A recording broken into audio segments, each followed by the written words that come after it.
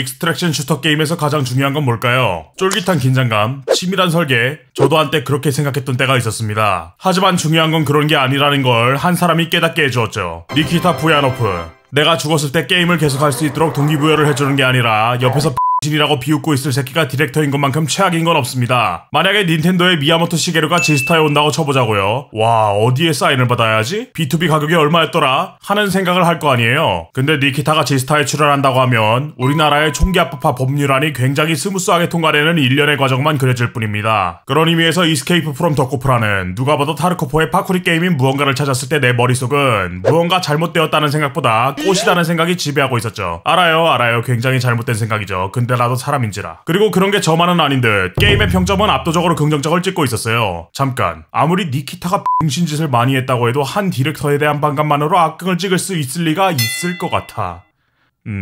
아무튼 그렇게 덕코프를 시작했는데 생각보다 잘 짜여있는 게임이었어요. 익스트랙션 슈터의 피로감을 낮추기 위한 노력들을 보였습니다. 우선 탄 체계를 등급당 하나로 맞춰 직관적으로 바꿨어요. 이게 초반에는 별 체감이 안 되는데 후반부 맵에서 갑자기 배가 뚫리는 체험을 하면 뇌리에 이건 빨간 탄이다 하고 확신이 드는 때가 오더라고요. 거기에 신체 강화 시스템으로 꾸준히만 플레이하면 스펙이 점점 올라가게 만들어 스킬 레벨보다 직관적인 변화를 느낄 수 있게 했죠. 가장 좋은 건 토템이었어요. 그냥 단순하게 특정 옵션을 달고 있는 장신구 같은 개념인데 특정 상황이 발생할 때마다 자유롭게 교체가 가능하니 좀 더 손쉬운 대응이 가능해졌거든요. 이외에도 대부분의 키를 등록 가능하게 만들어 일일이 들고 다니지 않아도 되게 만들었고 창작 마당을 통해 빠르게 접근 가능한 모드까지 편의성을 더하는 것도 잊지 않고 있었습니다. 하지만 중요한 건 익스트랙션 슈터의 게임성이죠. 모든 것을 잃을 수도 있다는 그 두려움 속에서 나오는 도파민과 정교하게 설계된 루틴 구조, 우리가 타르코프를 200시간 넘게 할 수 있었던 원동력 말입니다. 그리고 이것도 꽤 잘 되어 있었어요. 우선 탑뷰 시점인데도 불구하고 시스템이 꽤나 정교하게 짜여져 있어요. 조준 속도나 총기를 난사했을 때 탐퍼짐, 수직, 수평 반동 등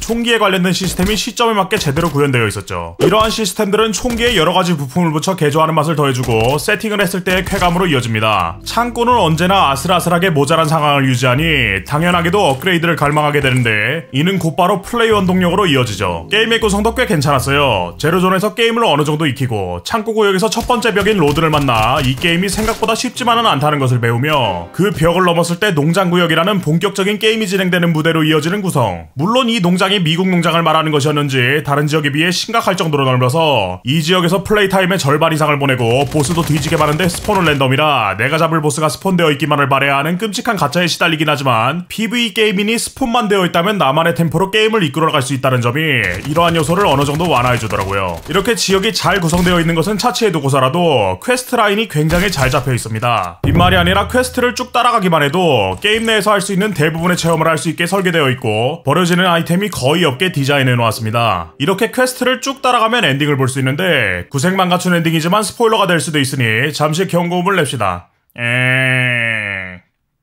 좋아요. 이 게임의 엔딩이란 우주선을 고치기 위해 뒤지게 구른 나만 유기하고 나머지 세대가리 새끼들이 탈출하는 광경을 파괴돼가는 행성에 남아 구경하는 겁니다. 근데 잘 보면 저 멀리서 뭔가 발사되어 기껏 수리한 우주선이 나로우가 되기 직전임을 알 수 있죠. 여기서 또 그놈의 진엔딩을 위해 구르게 되는데 저는 솔직히 일반 엔딩까지만 보는 걸 권장해요. 일반 엔딩 퀘스트 라인의 마지막 지역인 랩은 굉장히 빡빡하면서도 파밍의 쾌감을 가장 크게 느낄 수 있는 곳이지만 진엔딩을 위해 들어서는 폭풍 지역은 리스크 덩어리에 오로지 엔딩만을 위해 존재하는 구역이었거든요. 파밍도 잘 안되고 총기도 그 지역에서 잠깐 쓰일 것들이며 보스들 또한 내가 전 지역까지 얼마나 꼼꼼하게 파밍했는지를 시험하는 용도일 뿐 무언가의 패턴이 있거나 한 게 아니라 성취감을 느끼기 힘들게 설계되어 있었어요. 진짜 내가 지금까지 본 것들을 모두 소모하는 곳에 가까웠죠. 제대로 된 파밍 구조만 갖추고 있었어도 훨씬 재밌게 플레이할 수 있었을 텐데 참 아쉽습니다. 물론 이 진엔딩이 평가의 대부분을 갉아먹을 만큼 구리진 않아요. 그냥 필수 구간이 아닌 후반전 추가 시간 정도의 포지션이라는 거지.